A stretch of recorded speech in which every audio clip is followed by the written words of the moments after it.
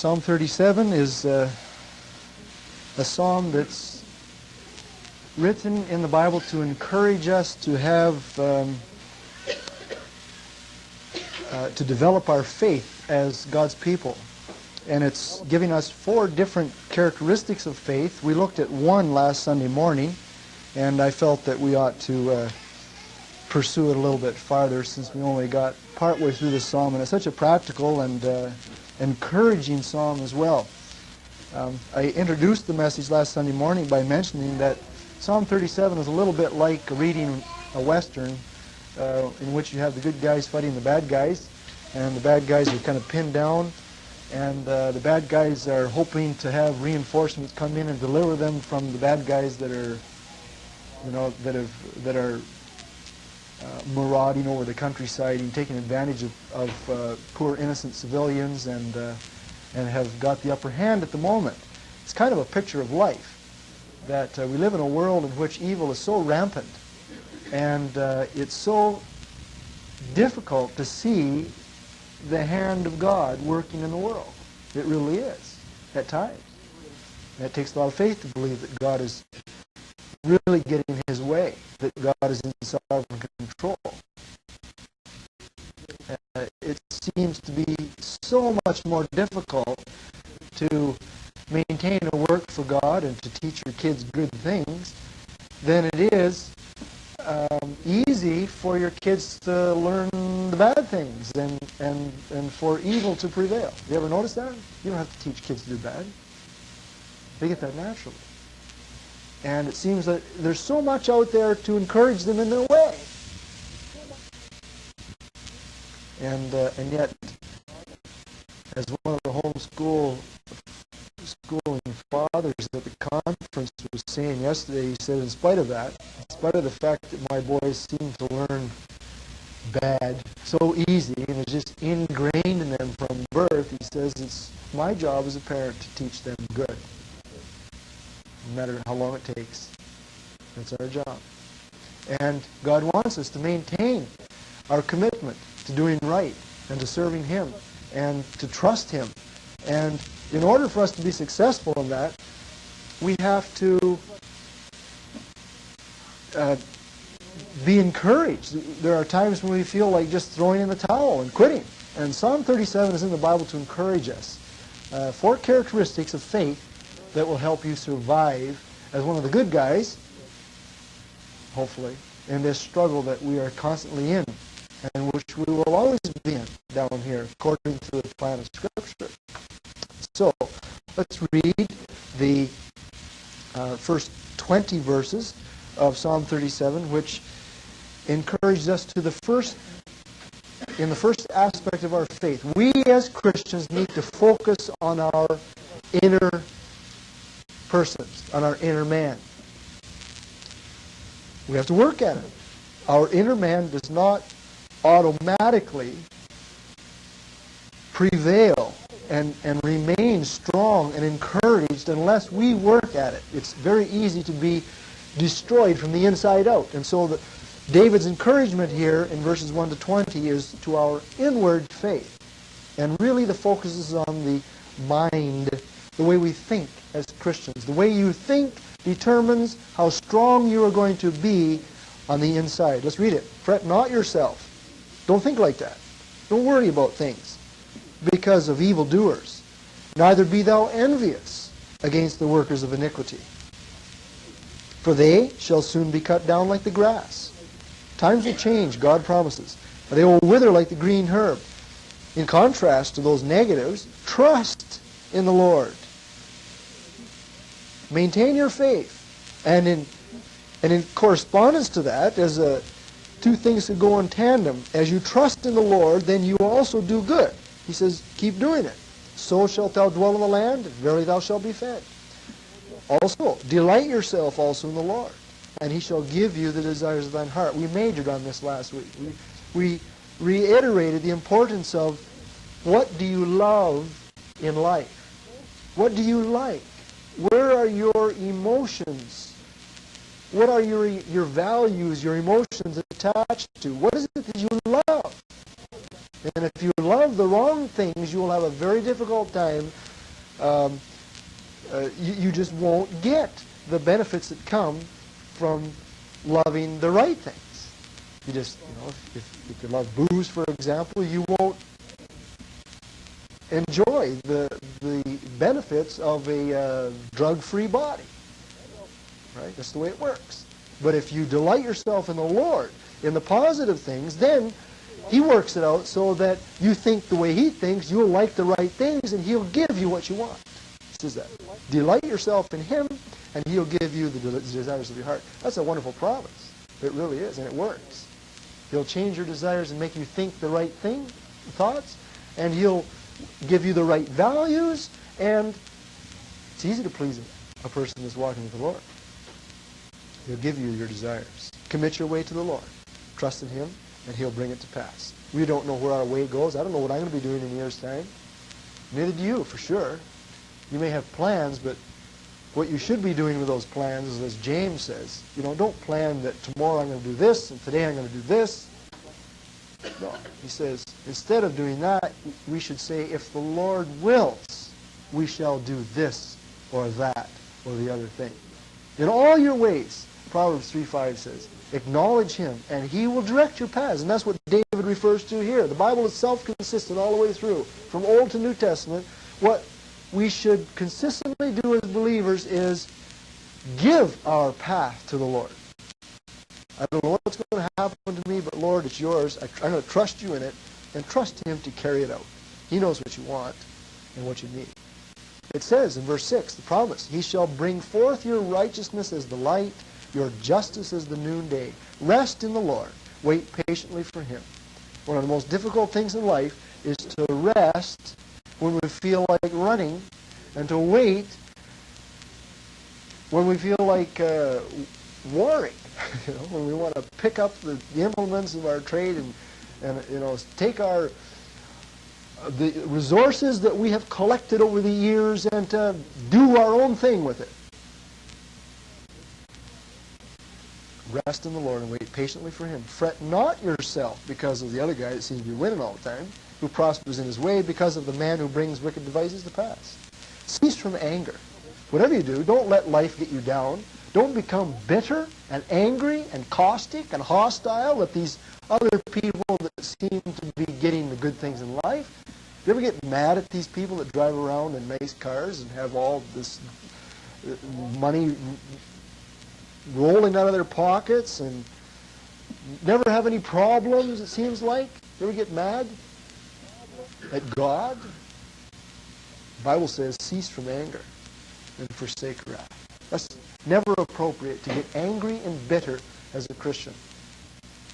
We could take this one step further, and I think that perhaps David experienced that. Fret not yourself in any way to do evil. It's one thing to, in our minds, carry, a bitter attitude, a disgruntled attitude towards God for the way my life is. How come I was born with this? And how come I had to be born here and have these kind of parents and to live in a house that had these kind of resources and other people get all the good things in life?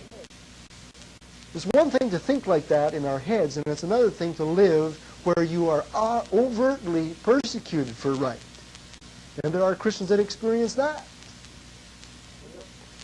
I've read enough church history to know that when persecution comes, Christians split like this in their responses to trial and difficulty and evil in the world. Back in the 1600s, I've referred to this before, in England, the Catholics were persecuting the Protestants, like real persecution. They were taking out the sword and the spear, and they had armies fighting, hunting down Protestants. It was like rabbit hunting. Protestants were hiding in the bush and in the heather and in the mountains of Scotland and in any place they could hide over there from the English armies and from the Scottish armies. And many of them, instead of just hiding, many of these believers, and they were godly people, they picked up arms and they said, we aren't going to stand for this. And they started fighting back. That was inappropriate. According to the Bible, you don't fight your enemies. You do what Christ did. You commit yourself to the Lord. You become as a lamb, go ahead, lay your life down. And that sounds really easy, you know. But only when the crunch comes are we going to see just what kind of a Christian you are and what kind of a Christian I am. How are you going to respond? You know, it's easy to be angry in our minds, but what if you lived in Mexico today? You know, the Catholics have such an upper hand in Mexico that they are persecuting those poor, defenseless Indians, and they're chasing them into the mountains in northern Mexico. They're killing them. They're not allowing... Catholics can have radio stations, but Protestants can't in Mexico. And it makes people mad. Some people respond in anger and violence, and other people respond the godly way. Well, that's where the true colors show, and it starts from the inside out, and we are given the advice. You know, if you're going to win in the battle against the bad guys down here as Christians, it may look like you lose, but you're winning if you're inside, if you think right, if you have the mind of Christ. Cease from anger and forsake wrath. Now in verses 9 to 20, and this is the section in which we were in last Sunday morning when we quit, David not only cautions us and gives us advice in the first 9 verses, but in these verses now he gives us contrast between the destinies of the wicked and the righteous, sort of as the rationale, the grounds for why we should think the right thoughts, why we should cultivate the right inward attitudes and outlook on this troublesome life in which we find ourselves. We have to cultivate the right thoughts based on what? Well, here's the reason. Look at the contrast in verses 9 to 20. Evildoers shall be cut off. But, in contrast to the evildoers, those who wait upon the Lord shall inherit the earth. Now that's the end of the story, as Paul says. Now you know the rest of the story. Down here, we don't see the rest of the story yet. By faith, the promises are coming. Someday we are going to live in a world in which dwelleth righteousness. And Christ will reign. And evildoers will be ruled with a rod of iron. That's going to be something, to live in a world where the bad guys really do get it. And the reason it's going to happen is because Christ searches the minds and the hearts of every created being. He knows what they're thinking. The court system is going to be very different in the millennium. They're going to bring him to Christ, and this guy's going to start saying his excuses, and before he gets the first sentence out, Christ is going to just lay it all out on the table. This is what you were thinking, this is what you did, this is the plans you did, and here's the evidence. You know, and he's going to rule with a rod of iron. Christ in the millennium. And that's what David says. Evildoers shall be cut off. When it comes to life, they are going to die. Those believers who wait on the Lord shall inherit the earth. We are going to live for yet a little while, and the wicked shall not be. Yea, thou shalt diligently consider his place, and it shall not be. But the meek shall inherit the earth, and shall delight themselves in the abundance of peace. Verses 10 and 11 talk about the kingdom. The wicked are going to have no place in the kingdom. In fact, when Jesus Christ comes at the second advent, Matthew 24 and 25, Ezekiel 36 and 37, Daniel chapter 9, and there are dozens of other references that I can't think of under pressure.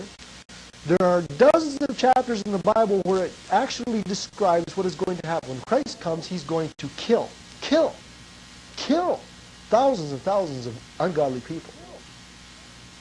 This is, we're talking about the second advent. When he comes to earth to reign, there is blood going to be flowing through the Middle East as deep as the horse's bridle, it says. That's how many people are going to die at the second advent of Jesus Christ. Because it's going to be a massive battle in opposition against Christ.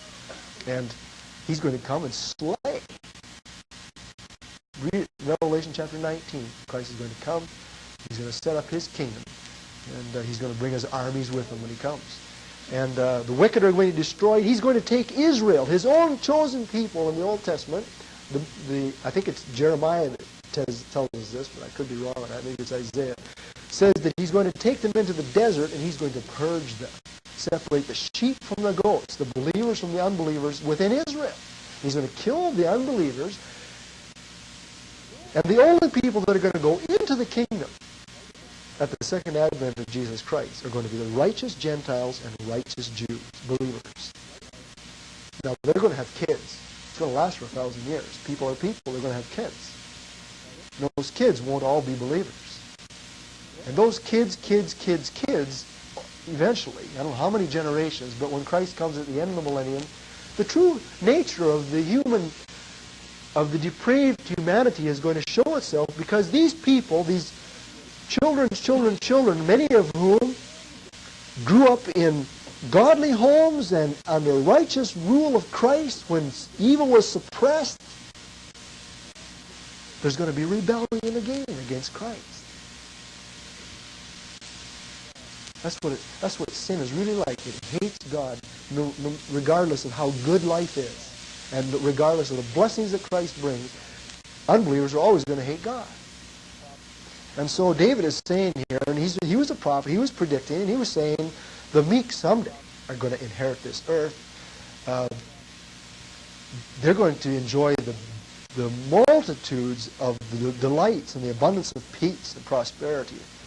The book of Isaiah says that when Christ comes, he's going to totally revamp the economic system on which the world was based. He's going to destroy the armament industry. He's going to turn all of those factories that make missiles and weapons and guns, he's going to turn them into production centers for positive things. It says that in the book of Isaiah. Amazing. I'm getting ahead of myself. Verses 12 to 17. The next thing is, what is the contrast between the possessions of the righteous and the wicked? The wicked plotteth against the just, and gnashes against him with his teeth, upon him with his teeth. The Lord shall laugh at him, for he seeth that his day is coming. The wicked have drawn out the sword, they have bent their bow to cast down the poor and needy. Is that happening today? Are ordinary citizens being oppressed by economic policies of powerful people in high places today? I believe so. I mean, we have it better than some countries. Let's not make any mistake, okay? I'm a recipient myself. It has cost me nothing for our newborn daughter's surgeries and transportation, almost nothing that it has cost us except our own cost to get down to Toronto and back and stuff. But you paid for that. Social programs paid for all that stuff. And I have nothing but gratefulness to our government for the kind of society in which we live. It's much better than the U.S. system in that respect. Right? But still, there is all kinds of injustice. There really is. Right? In the States, I read about this yesterday. I heard it on a video yesterday, that in the state of California, not too long ago, the Department of Health, Education, and Welfare in the United States paid a publisher to produce a booklet that's about an inch thick by 10 inches wide and about 12 inches tall, that is pure occult and meditation techniques and how to teach that to kids. And the U.S. government bought that and gave it free to every elementary teacher in the state of California. Public funds. As California goes, so goes the rest of the U.S. As the U.S. goes, so goes Canada. That's usually the way it's been, right? It's coming. It's really something down there. There is a lot of injustice, and the wicked just take advantage of the poor, and they slay such as upright in their manner of life. Their sword shall enter into their own heart. It's going to reverberate back on them, David says, and their bow, the wicked's bow, shall be broken. A little that a righteous man has, in contrast, is better than the riches of many wicked. Do you believe that? Do you really believe that? The little that a righteous man has is better than the riches of many wicked. We're talking about the grounds for why you should think and cultivate inner faith. Your spiritual man, why you should pay attention to your spiritual life. The grounds for that is manifested in the simple contrast between wicked and righteous people. That's what David is contrasting. In life, the wicked someday are going to die, the righteous are going to live. In the kingdom, the wicked are going to have no place. Only the righteous are going to experience all those blessings that the prophets of the Jews have promised for thousands of years. And then when it comes to the resources of the wicked, God is going to take everything that they've got. They've got it monopolized today. This world is run by the course of the devil, and he has it monopolized. And God is going to completely reverse that. And he's saying, really today, it's better to be a righteous person with a very little than it is to be a wicked with a lot. Verse 17, for the reason, the arms of the wicked shall be broken, but the Lord upholds the righteous. Right. Could illustrate that, but in the book of Proverbs it says it several times. It's better to have a little and be a righteous person than to be a rich person and be a wicked person, because you're going to pay. Really going to pay for it. Right? Isn't that what Paul says in the New Testament? That in terms of economics, that our basis for success should not be monetary or physical or temporal. It shouldn't be here. We should use it and carefully use it. We should be wise and thrifty. I'm getting ahead of myself because he keeps talking about this in a little bit. In verses 21 to 33, he encourages us as Christians then not only to cultivate inward faith, but outward faith. That's what it's all about. In verses 21 to 30, the second characteristic of faith, if you're going to win against the bad guys down here, not only cultivate the inner man, but then let it show. Cultivate the expression of your faith. Act upon it. Demonstrate it by the choices you make and the lifestyle you assume as God's people. Cultivate being consistent in it and out. Let's read it. Verses 22 to 26, he gives us an example, contrasting wicked and righteous. In verses 27 to 29, he exhorts to being outwardly ethical. And in verses 30 and 32, he gives personal examples showing the same contrast. So, this first example, in verses 22 to 26.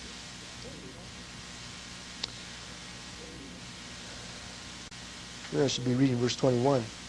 The wicked borrows and pays not again. That's what they do outwardly. But the righteous shows mercy and gives. For such as are blessed by him shall inherit the earth, and they who are cursed by him shall be cut off. I'll read through verse 26. The steps of a good man are ordered by the Lord, and he delights in his way. Though he fall, he shall not be utterly cast down, for the Lord upholds him with his hand. I have been young, David says, and now am old, yet have I not seen the righteous forsaken, nor his seed begging bread. For he is ever merciful, and lends, and his seed is blessed. Now, in these verses, David is encouraging us by example. He's contrasting wicked lack of ethics with the gracious ethics of a righteous person. Now, how do you handle money, and how do you treat people in terms of money? In verse 21, David says that the wicked are unethical. They're grabbing, right? They borrow and they don't pay you back. Has anybody ever done that to you? Do you like it? That's a very outward thing, isn't it? You know what that person is like by the way they treat you. Isn't that the way it is? And David is saying this. He's saying, look, if you're going to be on the side of the good guys down here, let's just get real practical. Let's talk about your money. Let's talk about your money. All right? And if you are the kind of person that grabs and doesn't pay back your bills, you are being unethical. That's like the wicked. But righteous people, they show mercy. They'll let it go out and they don't worry about it. They'll give it. It doesn't mean that much to them. It really doesn't mean that much to them. This happened to me this week. I know I'm a sucker, but I think I have to think this way because it's the way the Bible teaches. And I think that we should be like this. A guy came in here. It's the second time I've seen him. Old guy. He's from Lively. Used to work in the mines.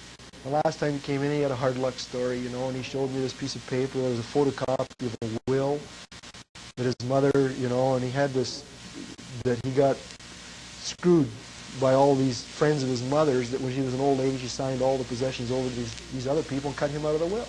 I felt sorry for him. I don't know what I gave him last time he was through.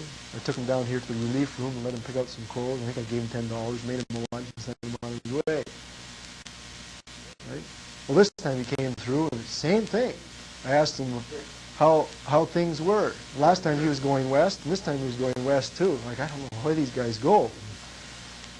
Maybe they've got make a pretty good living on a circle or something. But, well, my money doesn't mean that much to me, I guess. I have to believe that because I gave him $20. I'll never see it again. He keeps promising me that he'll give it back.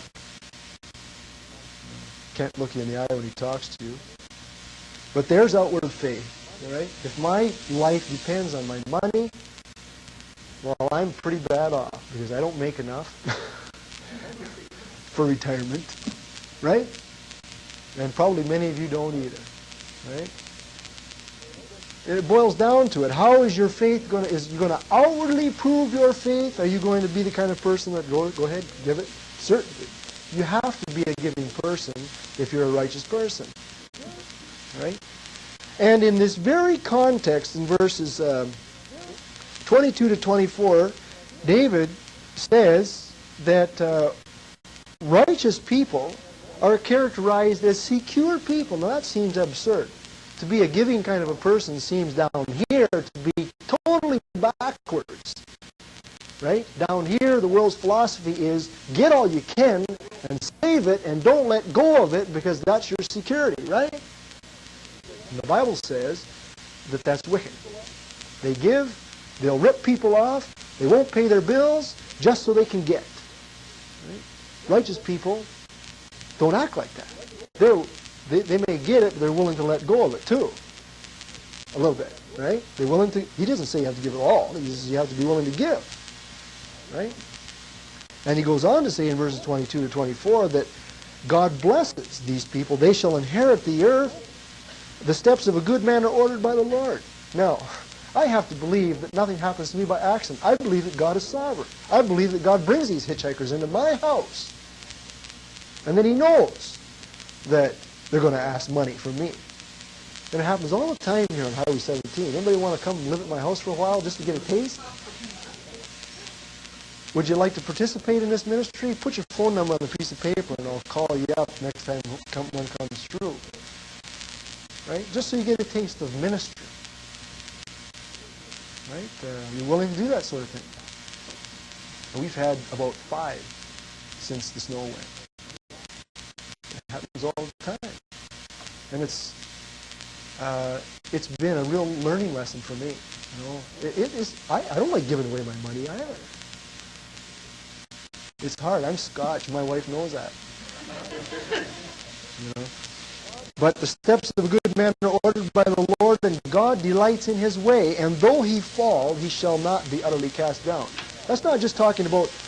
I don't know for sure what that's talking about, but in the context, he's talking about money, before and after. He's talking about money. God knows where I'm going to be 10 years from now in the bank. He knows where my security is going to be. He knows how I'm going to do. I may lose it.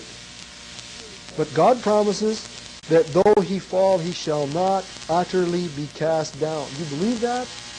Living the life of faith? Man, this thing is acting funny again, Jerry.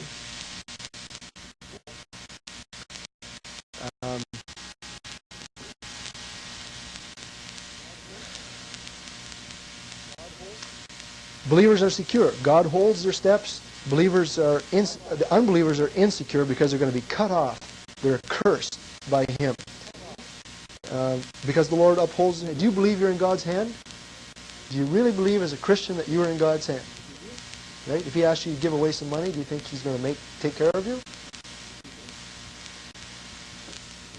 Abraham was in God's hand. He said, Abraham, get rid of your only son.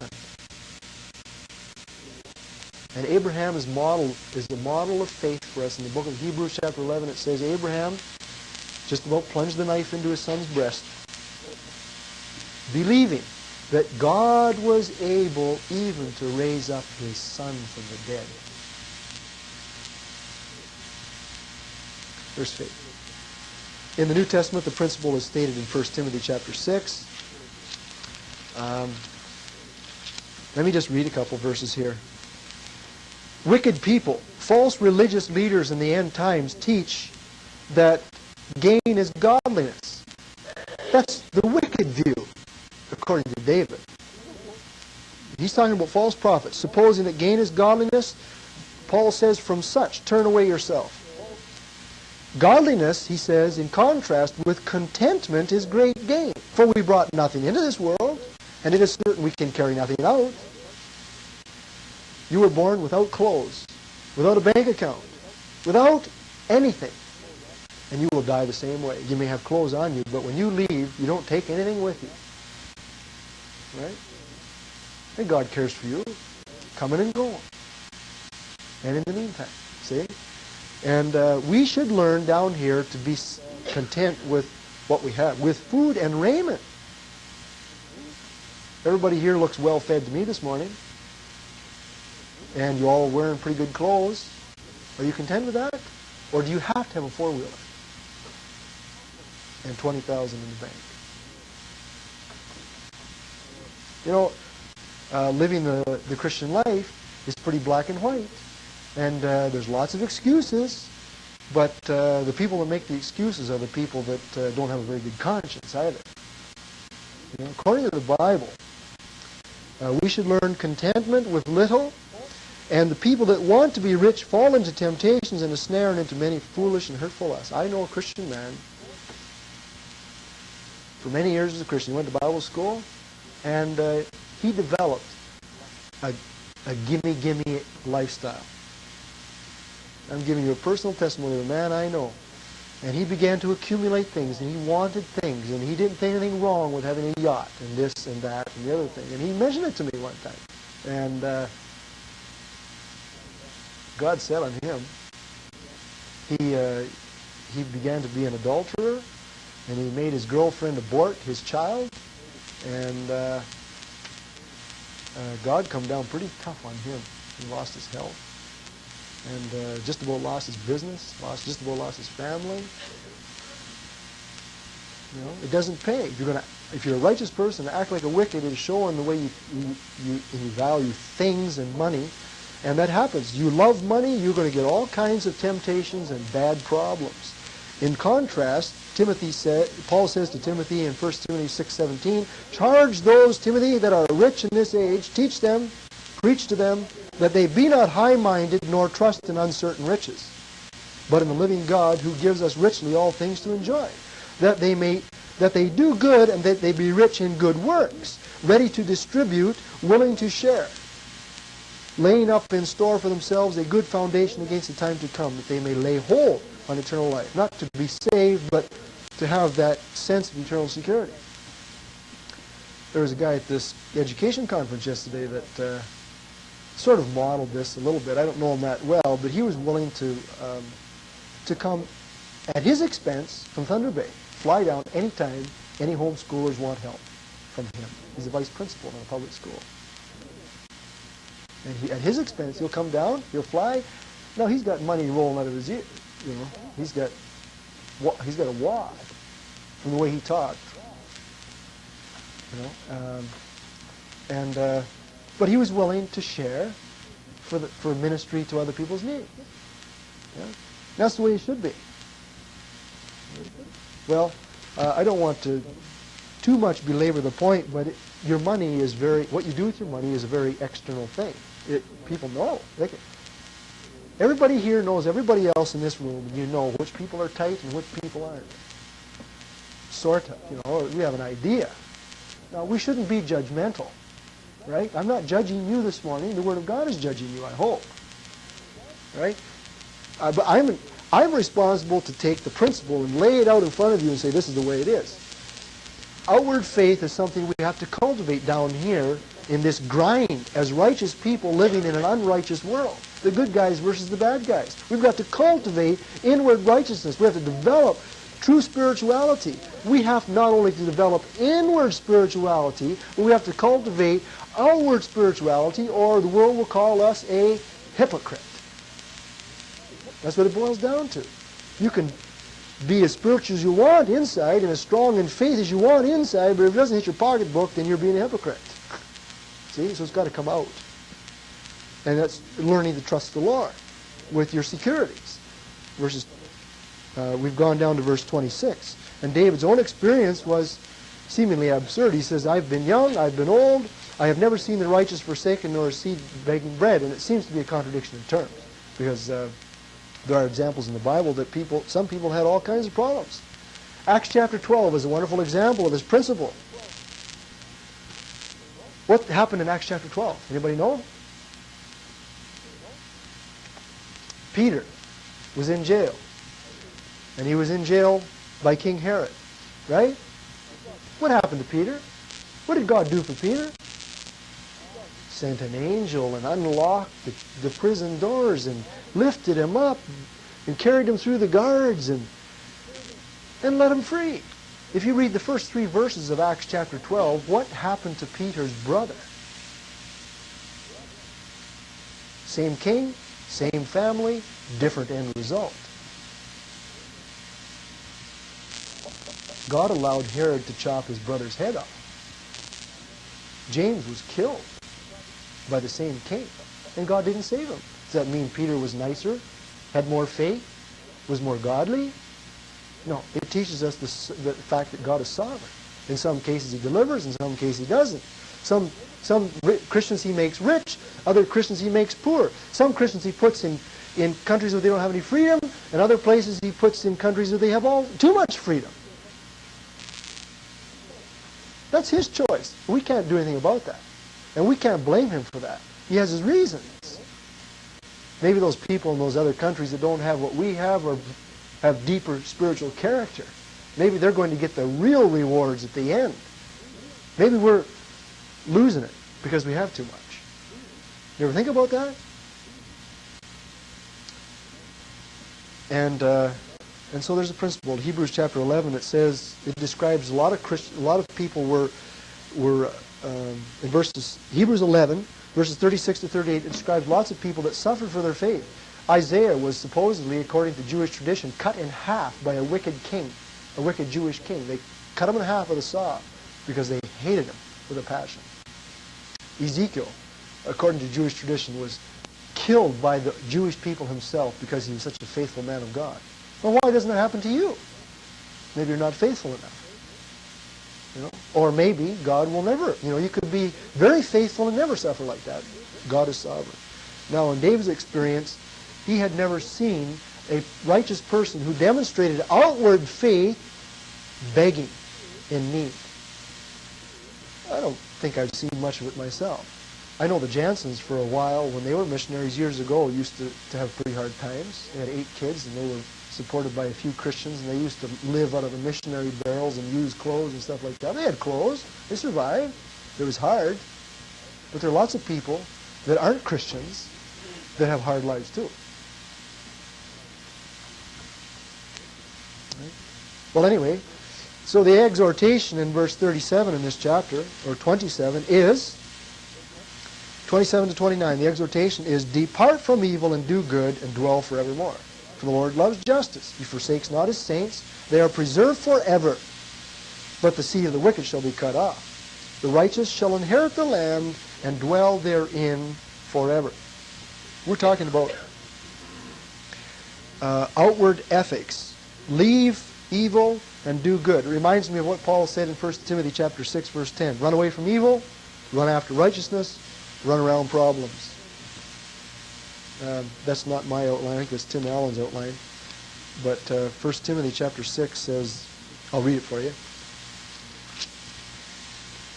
O man of God, flee these things, follow after righteousness, godliness, faith, love, patience, meekness, and fight the good fight of faith.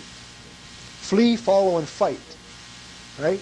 Those are the exhortations. Run away, run after, and fight. Now in 2 Timothy chapter 2, Paul used a similar thing. He said, flee youthful lusts, follow righteousness, faith, love, peace, and them that call on the Lord of a pure heart. But foolish and unlearned questions avoid. Run around those things. Flee. Right? So run away from some things, run after other things, and run around other things in life. I thought that was a pretty good outline. And it fits right here.